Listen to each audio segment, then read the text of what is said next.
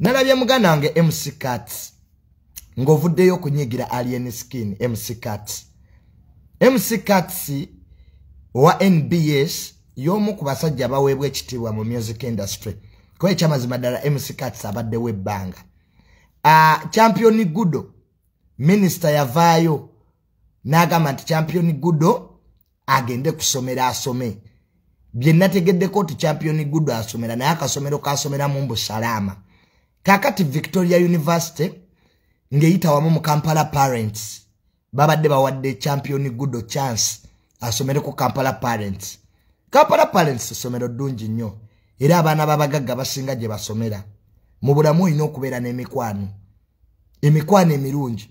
Kakati MC Cats n'akubira Alien Skin n'amugamba wange waliwo opportunity Champion Gudo okusomera ku Kampala Parents. Alien Skin n'amubuuza nti bagaba ssente.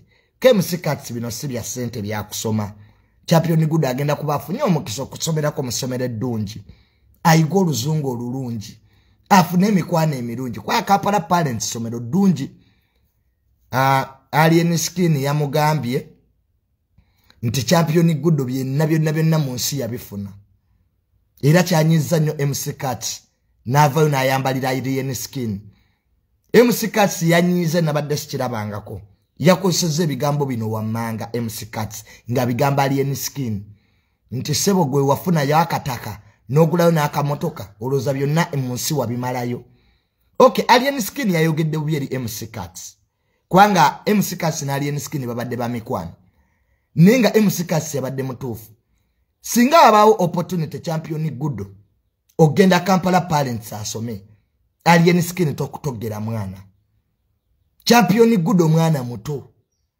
Ebyo bye mumuteekamu ebyo bya kisiru nnyo Alien Skin.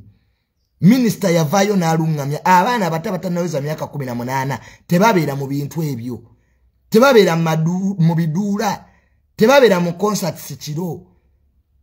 Newe baba bagenze mabala edda mabala gedda ngokuyingira walaga nkulaga national ID. Government tekirize bana batonga Champion Gudo. Newe oba omuyamba. Newe oba munaku. Omwana omuto bakita child labor. Waliwo kye tuyita Labor Act 2006. Amateeka galambika bakozesa abaana abato. Kakati Alien Skin wawabanga waliwo omukisa Champion Gudo genda Kampala Parents. Gumuwe kubanga leero enkya toliiwo. MC Cats yagente onabeerawo lubeerera. Champion Gudo mwana muto. Kakati Alien Skin singa okeera ku makya n'ova mu nsi. Champion Gudo omulekawa. Bino byakuba ndoolu. So we wabaawo opportunity Champion Gudo genda ku ssomero Kampala Parents asome. Omwana temumukotogera. Obutasoma bulumu okuze. Fa amasomero ge twakusomera muge gatuwadde emikwano gye tuyina. Nze junior nasomera Buddo. Nasomera Seeta. Era kye kintu kyesinga okwebaza taata wange. He gave me the best education in good schools. Abamu ekibabonyabonya temwina ba obbi bayina ssente. Emikwano gye gikola abantu. Abantu sibe bakola emikwano. Buli omu watuuseewo. You have an input of people. Kakati lwaki okotogera Champion Gudo. Nga naye wennyini Alien Skin. Kakati ketugeze Alien Skin gwe tozaale baana. Champion Gudo si mwanawo. Ne bw'onaaba omwagala otya.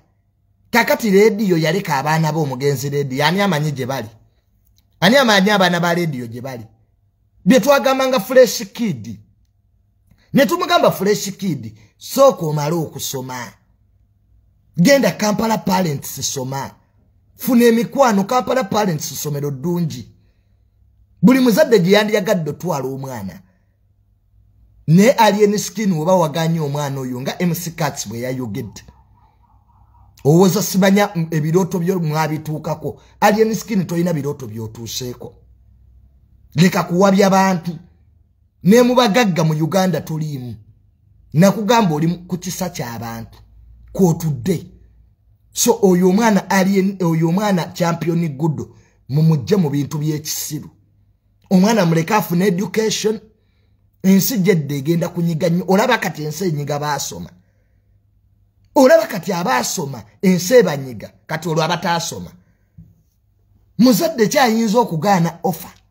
nga Kampala parents ekuwadde ogenda na kusomera bwerere alien skin Damu ku magezi nze nja kubuulira oba abawagizi bo bankyawa bankyaye leka champion good agende kusomera asome